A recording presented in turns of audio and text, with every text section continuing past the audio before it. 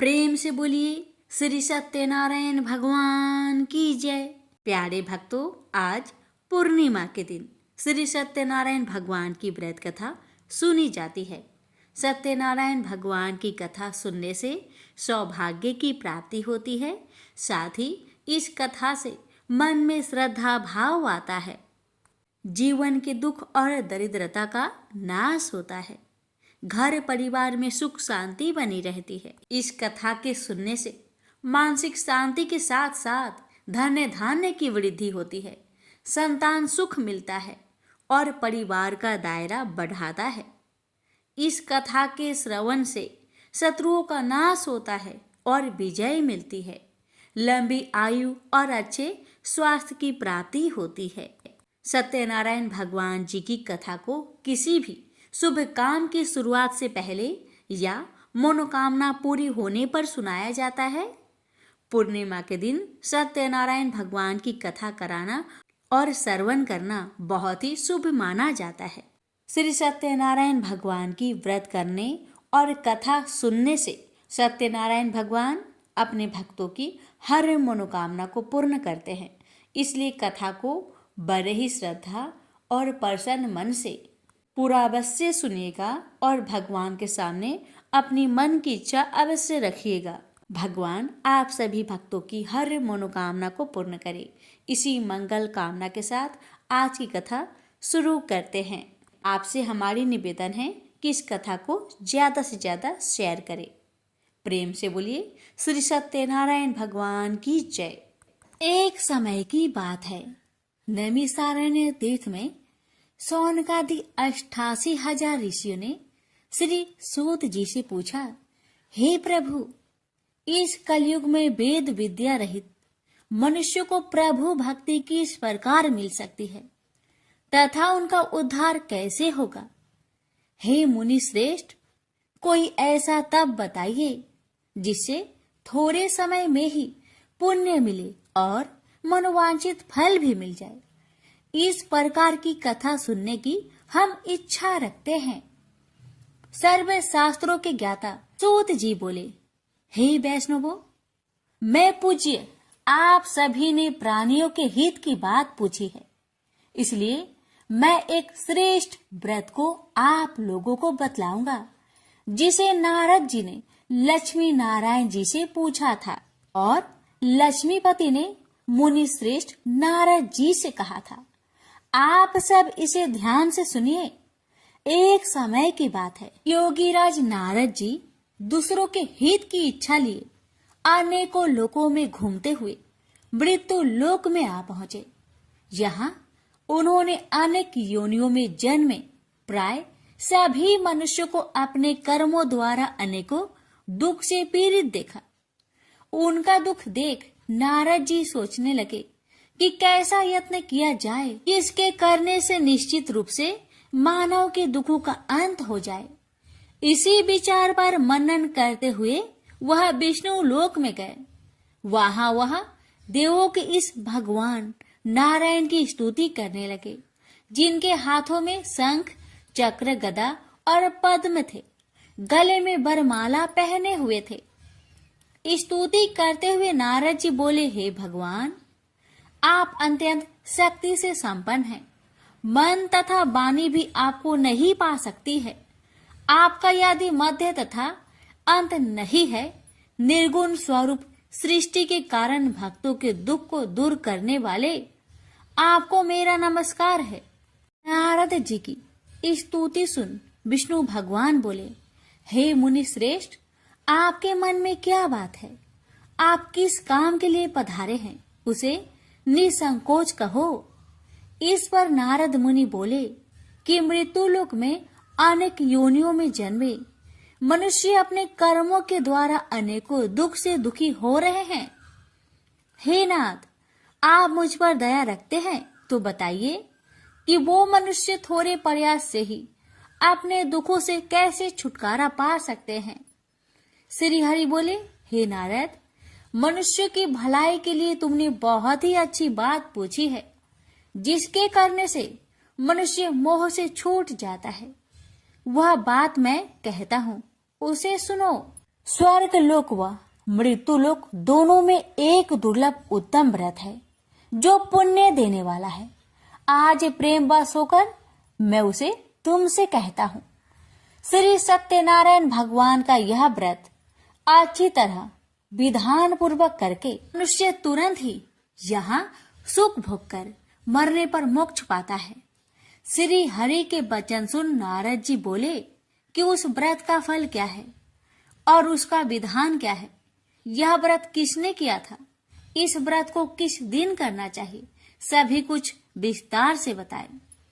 नारद की बात सुनकर श्री हरि बोले, दुख व शोक को दूर करने वाला यह व्रत सभी स्थानों पर विजय दिलाने वाला है। मानव को भक्ति व श्रद्धा के साथ शाम को श्री सत्यनारायण की पूजा धर्म में परायण होकर ब्राह्मणों व बंधुओं के साथ करनी चाहिए। भक्ति भाव से ही नैवेद्य केले का फल, घी, दूध और गेहूं का आटा सवाया ले। गेहूं के स्थान पर साठी का आटा, शक्कर तथा गुड़ लेकर वह सभी भक्षण योग्य पदार्थों को मिलाकर भगवान का भोग लगाए। ब्राह्मणों सहित बंधु बांधवों को भी भोजन कराए। उसके बाद स्वयं भोजन करे और भजन कीर्तन के साथ भगवान की भक्ति में लीन हो जाए। इस तरह से सत्यनारायण भगवान का यह व्रत करने पर मनुष्य की सारी इच्छाएं निश्चित रूप से ही पूरी होती है। इस कली काल अर्थात कलयुग में मृत्यु लोक में मोक्ष का यही एक सरल उपाय है। इति श्री सत्यनारायण व्रत कथा प्रथम अध्याय संपूर्ण। श्रीमन नारायण नारायण नारायण भज मन नारायण नारायण नारायण। श्री सत्यनारायण भगवान की जय। सूत जी बोले, हे ऋषियों, जिसने पहले समय में इस व्रत को किया था उसका इतिहास कहता हूँ, ध्यान से सुनो। सुंदर काशीपुरी नगरी में एक अत्यंत निर्धन ब्राह्मण रहता था। भूख प्यास से परेशान हुआ धरती पर घूमता रहता था। ब्राह्मणों से प्रेम करने वाले भगवान ने एक दिन ब्राह्मण का भेष धारण कर उसके पास जाकर पूछा, हे ब्रीप, नित्य दुखी होकर तुम पृथ्वी पर क्यों घूमते हो? दीन ब्राह्मण बोला, मैं निर्धन ब्राह्मण हूँ, भिक्षा के लिए धरती पर घूमता हूँ। हे भगवान, यदि आप इसका कोई उपाय जानते हो तो बताइए। वृद्ध ब्राह्मण कहता है कि सत्यनारायण भगवान मनोवांछित फल देने वाले हैं, इसलिए तुम उनका पूजन करो। इसे करने से मनुष्य सभी दुखों से मुक्त हो जाता है। वृद्ध ब्राह्मण बनकर आए सत्यनारायण भगवान उस निर्धन ब्राह्मण को व्रत का सारा विधान बताकर अंतर्ध्यान हो गए। मन ही मन सोचने लगा कि जिस व्रत को वृद्ध ब्राह्मण करने को कह गया है मैं उसे जरूर करूंगा। यह निश्चय करने के बाद उसे रात में नींद नहीं आई। वह सवेरे उठकर सत्यनारायण भगवान के व्रत का निश्चय कर भिक्षा के लिए चला गया।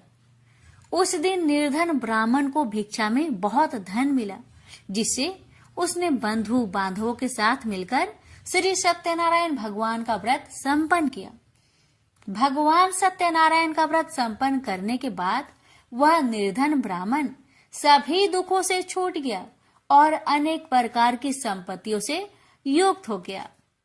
उसी समय से यह ब्राह्मण हर माह इस व्रत को करने लगा। इस तरह से सत्यनारायण भगवान के व्रत को जो भी मनुष्य करेगा वह सभी प्रकार के पापों से छूटकर मोक्ष को प्राप्त होगा। जो मनुष्य इस व्रत को करेगा वह भी सभी दुखों से मुक्त हो जाएगा। सूत जी बोले कि इस तरह से नारद जी से नारायण जी का कहा हुआ श्री सत्यनारायण व्रत को मैंने तुमसे कहा। हे ब्रीपो, मैं अब और क्या कहूँ? ऋषि बोले, हे मुनिवर, संसार में उस ब्रीप से सुनकर और किस किस ने इस व्रत को किया, हम सब इस बात को सुनना चाहते हैं। इसके लिए हमारे मन में श्रद्धा का भाव है। सूत जी बोले, हे मुनियों, जिसने इस व्रत को किया है वह सब सुनो। एक समय वही ब्रीप धन व ऐश्वर्य के अनुसार अपने बंधु बांधवों के साथ इस व्रत को करने को तैयार हुआ। उसी समय एक लकड़ी बेचने वाला बूढ़ा आदमी आया और लकड़ियां बाहर रखकर अंदर ब्राह्मण के घर में गया। प्यास से दुखी हुआ लकड़हारा उनको व्रत करते देख ब्रीप को नमस्कार कर पूछने लगा कि आप यह क्या कर रहे हैं तथा इसे करने से क्या फल मिलेगा, कृपया मुझे भी बताइए। ब्राह्मण ने कहा कि सब मनोकामनाओं को पूरा करने वाला यह सत्यनारायण भगवान का व्रत है। इनकी कृपा से ही मेरे घर में धन्य धान्य आदि की वृद्धि हुई है। ब्रीप से सत्यनारायण व्रत के कथा के बारे में जानकर लकड़हारा बहुत प्रसन्न हुआ। चरणामृत लेकर वह प्रसाद खाने के बाद वह अपने घर गया। लकड़हारे ने अपने मन में संकल्प किया कि आज लकड़ी बेचने से जो धन मिलेगा उसी से श्री सत्यनारायण भगवान का उत्तम व्रत करूंगा। मन में इस विचार को ले बूढ़ा आदमी सिर पर लकड़ियां रख उस नगर में बेचने गया जहां धनी लोग ज्यादा रहते थे। उस नगर में उसे अपनी लकड़ियों का दाम पहले से 4 गुना अधिक मिलता है। बूढ़ा प्रसन्नता के साथ दाम लेकर केले, शक्कर, घी, दूध, दही और गेहूं का आटा ले और सत्यनारायण भगवान की व्रत की अन्य सामग्रियां लेकर अपने घर गया। वहां उसने अपने बंधु बांधवों को बुलाकर विधि विधान से सत्यनारायण भगवान का पूजन और व्रत किया। इस व्रत के प्रभाव से वह बूढ़ा लकड़हारा धन पुत्र आदि से युक्त होकर संसार के समस्त सुख भोग अंत काल में बैकुंठ धाम को चला गया। इति श्री सत्यनारायण व्रत कथा 2 अध्याय संपूर्ण। श्रीमन नारायणे नारायणे नारायणे भज मन नारायणे नारायणे नारायणे। श्री सत्यनारायण भगवान की जय। सूत जी बोले, हे श्रेष्ठ मुनियों, अब आगे की कथा कहता हूँ। पहले समय में उल्कामुख नाम का एक बुद्धिमान राजा था। वह सत्य वक्ता और जितेंद्रिय था। प्रतिदिन देव स्थानों पर जाता और निर्धनों को धन देकर उनके कष्ट दूर करता था। उसकी पत्नी कमल के समान मुख वाली तथा सती साध्वी थी। भद्रशिला नदी के तट पर उन दोनों ने श्री सत्यनारायण भगवान का व्रत किया। उसी समय साधु नाम का एक वैश्य आया। उसके पास व्यापार करने के लिए बहुत सा धन भी था। राजा को व्रत करते देखकर वह विनय के साथ पूछने लगा, हे राजन, भक्ति भाव से पूर्ण होकर आप यह क्या कर रहे हैं? मैं सुनने की इच्छा रखता हूँ, तो आप मुझे बताए। राजा बोले, हे साधु, अपने बंधु बांधवों के साथ पुत्र आदि की प्राप्ति के लिए एक महाशक्तिमान श्री सत्यनारायण भगवान का व्रत व पूजन कर रहा हूँ। राजा के वचन सुन साधु आदर से बोला, हे राजन, मुझे इस व्रत का सारा विधान कहिए। आपके कथा अनुसार मैं भी इस व्रत को करूँगा। मेरी भी संतान नहीं है और इस व्रत को करने से निश्चित रूप से मुझे संतान की प्राप्ति होगी। राजा से व्रत का सारा विधान सुनकर व्यापार से निवृत्त हो वह अपने घर गया। साधु वैश्य ने अपनी पत्नी को संतान देने वाले इस व्रत का वर्णन कह सुनाया और कहा कि जब मेरी संतान होगी तब मैं इस व्रत को करूंगा। साधु ने इस तरह के वचन अपनी पत्नी लीलावती से कहे। एक दिन लीलावती पति के साथ आनंदित हो सांसारिक धर्म में प्रवृत्त होकर सत्यनारायण भगवान की कृपा से गर्भवती हो गई। 10वें महीने में उसके गर्भ से एक सुंदर कन्या ने जन्म लिया। दिनों दिन वह ऐसे बढ़ने लगी जैसे कि शुक्ला पक्ष का चंद्रमा बढ़ता है। माता पिता ने अपनी कन्या का नाम कलावती रखा। एक दिन लीलावती ने मीठे शब्दों में अपने पति को याद दिलाया कि आपने सत्यनारायण भगवान के जिस व्रत को करने का संकल्प किया था उसे करने का समय आ गया है। आप इस व्रत को करिए। साधु बोला कि हे प्रिय, इस व्रत को मैं उसके विवाह पर करूंगा। इस प्रकार अपनी पत्नी को अवशासन देकर वह नगर को चला गया। कलावती पिता के घर में रह वृद्धि को प्राप्त हो गई। साधु ने एक बार नगर में अपनी कन्या को सखियों के साथ देखा तो तुरंत ही दूत को बुलवाया और कहा कि मेरी कन्या की योग वर देखकर आओ। साधु की बात सुनकर दूत कंचन नगर में पहुंचा और वहां देखभाल कर लड़की के सुयोग बनिक पुत्र को ले आया।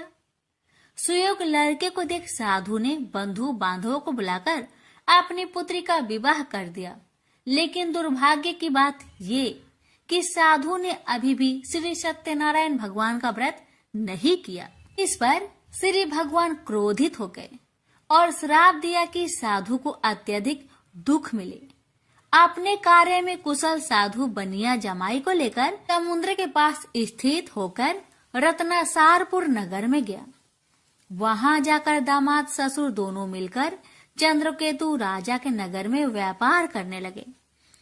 एक दिन भगवान सत्यनारायण की माया से एक चोर राजा का धन चुराकर भाग रहा था।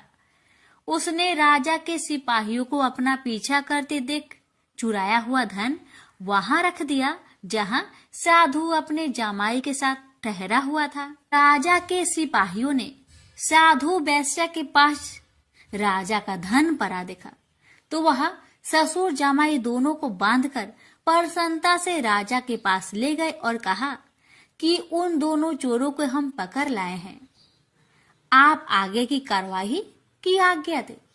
राजा की आज्ञा से उन दोनों को कठिन कारावास में डाल दिया गया और उनका सारा धन भी उनसे छीन लिया गया। श्री सत्यनारायण भगवान के शराप से साधु की पत्नी भी बहुत दुखी हुई। घर में जो धन रखा था उसे चोर चुरा ले गए। शारीरिक तथा मानसिक पीड़ा व भूख प्यास से अति दुखी हो अन्न की चिंता में कालावती के ब्राह्मण के घर गई। वहां उसने श्री सत्यनारायण भगवान का व्रत होते देखा। फिर कथा भी सुनी। वह प्रसाद ग्रहण कर वह रात को घर वापस आई। माता ने कलावती से पूछा कि हे पुत्री, अब तक तुम कहाँ थी? तेरे मन में क्या है? कलावती ने अपने माता से कहा, हे माता, मैंने एक ब्राह्मण के घर में श्री सत्यनारायण भगवान का व्रत देखा है। कन्या के वचन सुन लीलावती भगवान की पूजन की तैयारी करने लगी। लीलावती ने परिवार व बंधुओं सहित सत्यनारायण भगवान का पूजन किया और उनसे वर मांगा कि मेरे पति तथा जमाई शीघ्र घर आ जाए। साथ ही यह भी प्रार्थना की कि हम सबका अपराध क्षमा करें। श्री सत्यनारायण भगवान इस व्रत से संतुष्ट हो गए और राजा चंद्रकेतु को सपने में दर्शन दे कहा कि हे राजन, तुम उन दोनों वेश्या को छोड़ दो और तुमने उनका जो धन लिया है उसे वापस कर दो। अगर ऐसा नहीं किया तो मैं तुम्हारा धन, राज्य व संतान सभी को नष्ट कर दूंगा।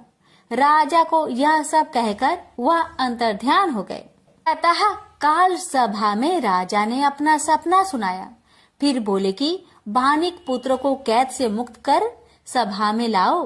दोनों ने आते ही राजा को प्रणाम किया। राजा मीठी बानी से बोला, हे महानुभावों, भाग्यवश ऐसा कठिन दुख तुम्हें प्राप्त हुआ है, लेकिन अब तुम्हें कोई भय नहीं है। ऐसा कह राजा ने उन दोनों को नए वस्त्र भूषण भी पहनाए और जितना धन उनका लिया था उससे 2 गुना धन वापस कर दिया। दोनों वेश्या अपने घर को चल दिए। श्री सत्यनारायण व्रत कथा का 3रा अध्याय संपूर्ण। श्रीमन नारायण नारायण नारायण, भज मन नारायण नारायण नारायण। श्री सत्यनारायण भगवान की जय। सूत जी बोले, वैश्या ने मंगलाचार कर अपनी यात्रा आरंभ की और अपने नगर की ओर चल दिया। उसके थोड़ी दूर जाने पर एक दंड वेशधारी श्री सत्यनारायण ने उनसे पूछा, हे साधु, तेरी नाव में क्या है? अभिमानी बानिक हंसता हुआ बोला, हे दंडी, आप क्यों पूछते हो? क्या धन लेने की इच्छा है?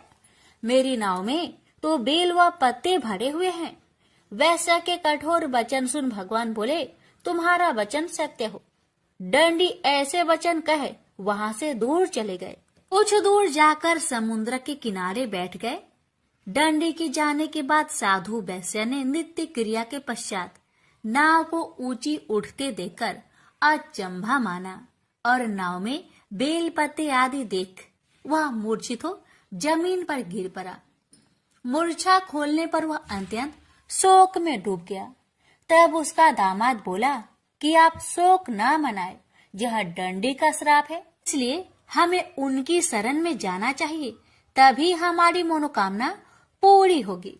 दामाद की बात सुनकर वह डंडी के पास पहुंचा और अत्यंत भक्ति भाव नमस्कार करके बोला, मैंने आपसे जो असत्य वचन कहे थे उनके लिए मुझे क्षमा दे। ऐसा कहकर महान शोकातुर हो रोने लगा। डंडी भगवान बोले, हे बानिक पुत्र, मेरी आज्ञा से बार बार तुम्हें दुख प्राप्त हुआ है, तू मेरी पूजा से विमुख हुआ। साधु बोला, हे भगवान, आपकी माया से ब्रह्मा आदि देवता भी आपके रूप को नहीं जानते, तब मैं अज्ञानी कैसे जान सकता हूँ। आप प्रसन्न होइए, अब मैं सामर्थ्य के अनुसार आपकी पूजा करूंगा। मेरी रक्षा करो और पहले के समान नौका में धन भर दो। साधु वैश्य के भक्ति पूर्वक वचन सुनकर भगवान प्रसन्न हो गए और उसकी इच्छा अनुसार वरदान देकर अंतर ध्यान हो गए। ससुर जमाई जब नाव पर आए तो नाव धन से भरी हुई थी। फिर वही अपने अन्य साथियों के साथ सत्यनारायण भगवान का पूजन कर अपने नगर को चल दिए। जब नगर के नजदीक पहुँचे तो दूत को घर पर खबर करने के लिए भेज दिया। दूत साधु की पत्नी को प्रणाम कर कहता है कि मालिक अपने दामाद सहित नगर के निकट आ गए हैं। दूत की बात सुन साधु की पत्नी लीलावती ने बड़े हर्ष के साथ सत्यनारायण भगवान का पूजन कर अपनी पुत्री कलावती से कहा कि मैं अपने पति के दर्शन को जाती हूँ, तो कार्य पूर्ण कर शीघ्र आ जाना। माता के ऐसे वचन सुन कलावती जल्दी में प्रसाद छोड़ अपने पति के पास चली गई। प्रसाद की अवज्ञा के कारण श्री सत्यनारायण भगवान रुष्ट हो गए और नाव सहित उसके पति को पानी में डुबो दिए। कलावती अपने पति को वहां ना पाकर रोती हुई जमीन पर गिर गई। नौका को डूबा हुआ देख वह कन्या को रोता देख साधु दुखी होकर बोला कि हे प्रभु, मुझसे तथा मेरे परिवार से जो भूल हुई है उसे क्षमा करे। साधु के दीन वचन सुनकर श्री सत्यनारायण भगवान प्रसन्न हो गए और आकाशवाणी हुई, हे साधु, तेरी कन्या मेरे प्रसाद को छोड़कर आई है, इसलिए उसका पति अदृश्य हो गया है। यदि वह घर जाकर प्रसाद खाकर लौटती है तो इसे उसका पति अवश्य मिलेगा। ऐसी आकाशवाणी सुन कलावती घर पहुंचकर प्रसाद खाती है और फिर आकर अपने पति के दर्शन करती है। उसके बाद साधु अपने बंधु बांधवों सहित श्री सत्यनारायण भगवान का विधि विधान से पूजन करता है। इस लोक का सुख भोग वह अंत में स्वर्ग जाता है। इति श्री सत्यनारायण व्रत कथा चतुर्थ अध्याय संपूर्ण। श्रीमन नारायणे नारायणे नारायणे भज मन नारायणे नारायणे नारायण। श्री सत्यनारायण भगवान की जय। श्री सूत जी बोले, हे ऋषियों, मैं और भी एक कथा सुनाता हूँ, उसे भी ध्यान पूर्वक सुनो। प्रजा पालन में लीन तुंगध्वज नाम का एक राजा था। उसने भी भगवान का प्रसाद त्याग कर बहुत ही दुख प्राप्त किया। एक बार वन में जाकर वन्य पशुओं को मारकर वह बर के पेड़ के नीचे आया। वहां उसने ग्वालों को भक्ति भाव से अपने बंधुओं सहित सत्यनारायण भगवान का पूजन करते देखा। अभिमान बस राजा ने उन्हें देखकर भी पूजा स्थान में नहीं गया, न ही उसने भगवान को नमस्कार किया। ग्वालों ने राजा को प्रसाद दिया, लेकिन उसने वह प्रसाद नहीं खाया और प्रसाद को वही छोड़कर वह अपने नगर को चला गया। जब वह नगर में पहुंचा तो वहां सब कुछ तहस नहस हुआ पाया, तो वह शीघ्र ही समझ गया कि यह सब भगवान ने ही किया है। वह दोबारा ग्वालों के पास पहुंचा और विधि पूर्वक पूजा कर प्रसाद खाया, तो श्री सत्यनारायण भगवान की कृपा से सब कुछ पहले जैसा हो गया। दीर्घ काल तक सुख भोगने के बाद मरोना उपरांत उसे स्वर्ग लोक की प्राप्ति हुई। तो मनुष्य परम दुर्लभ इस व्रत को करेगा तो भगवान सत्यनारायण की अनुकंपा से उसे धन्य धान्य की प्राप्ति होगी। निर्धन धनी हो जाता है और भय मुक्त हो जीवन जीता है। संतानहीन मनुष्य को संतान सुख मिलता है और सारे मनोरथ पूर्ण होने पर मानव अंत काल में वैकुंठ धाम को जाता है। सूत जी बोले, जिन्होंने पहले इस व्रत को किया है अब उनके दूसरे जन्म की कथा कहता हूँ। वृद्ध संतानंद ब्राह्मण ने सुदामा का जन्म लेकर मोक्ष की प्राप्ति की। लकरहारे ने अगले जन्म में निषाद बनकर मोक्ष प्राप्त किया। उल्कामुख नाम का राजा दशरथ होकर बैकुंठ को गए। साधु नाम के वैश्य ने मोर ध्वज बनकर अपने पुत्र को आरे से चीरकर मोक्ष पाया। महाराज तुंग ध्वज ने स्वयंभू होकर भगवान में भक्ति युक्त हो कर्म कर मोक्ष पाया। श्री सत्यनारायण व्रत कथा का 5वां अध्याय संपूर्ण हुआ। श्रीमन नारायण नारायण नारायण भज मन नारायण नारायण नारायण। श्री सत्यनारायण भगवान की जय। श्री सत्यनारायण भगवान जी की आरती। जय लक्ष्मी रमेना स्वामी, जय लक्ष्मी रमेना। सत्यनारायण स्वामी जन पातक हरेना। ओम जय लक्ष्मी रमेना स्वामी, जय लक्ष्मी रमेना। रतन जरित सिंहासन अद्भुत छवि राजे। नारद कारत निराजन घंटा ध्वनि बाजे। ओम जय लक्ष्मी रमेना स्वामी, जय लक्ष्मी रमेना। प्रकट भये कलि कारण द्विज को दर्श दियो। बूढ़ा ब्राह्मण बने कर कंचन महल कियो। ओम जय लक्ष्मी रमेना स्वामी, जय लक्ष्मी रमेना। दुर्बल भील कठारो जिन पर कृपा करी। चंद्रचूड़ एक राजा तिनकी विपत्ति हरी। ओम जय लक्ष्मी रमेना स्वामी, जय लक्ष्मी रमेना। वैश्य मनोरथ पायो श्रद्धा तज दिन ही। सो फल भोग प्रभु जी फिर स्तुति किन्हीं। ओम जय लक्ष्मी रमेना स्वामी, जय लक्ष्मी रमेना। भाव भक्ति के कारण छिन छिन रूप धरियो। श्रद्धा धारण किन्हीं तिनको काज सरियो। ओम जय लक्ष्मी रमेना स्वामी, जय लक्ष्मी रमेना। ग्वाले बाल संग राजा वन में भक्ति करी। मन वांछित फल दिन हो दीन दयाल हरि। ओम जय लक्ष्मी रमेना स्वामी, जय लक्ष्मी रमेना।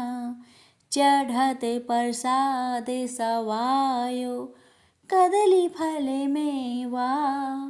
धूप दीप तुलसी से राजी सत्य देवा। ओम जय लक्ष्मी रमेना स्वामी, जय लक्ष्मी रमेना। श्री सत्यनारायण जी की आरती जो कोई नर गावे।